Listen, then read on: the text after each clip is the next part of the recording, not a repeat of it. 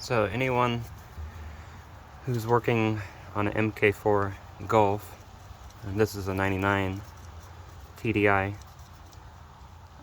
you can get the booster out without removing the master cylinder or the ABS unit fully. I mean, if you bend this hose over,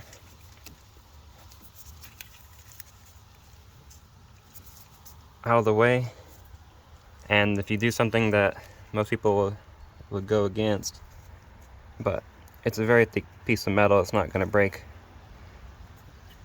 Should not. But I mean, if someone's done it before many times, or I mean, metal doesn't just typically break. But if you just bend it, because when you're pulling out the booster, this is like consistently pushing it against you to where you can't get it out at the right angle. I did loosen this bolt here, but so it could bend before I bent this to see if it would come out, but I just tweaked this up with a pair of pliers and then unbolted these bolts. Be 1, 2, and 3.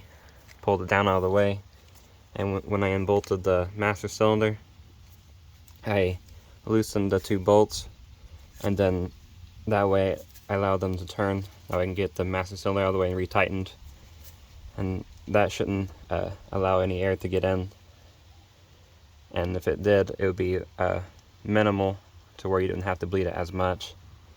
And if you pull the booster out kind of like up and to the left, you can squeeze it out just barely, and you have to remove the bracket for the turbo solenoids.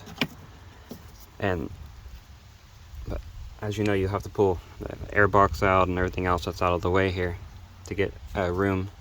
But I also undid the master cylinder supply for the vacuum source. That way it's out of my way too over here. But I was able to get mine out, so I hope this helps somebody.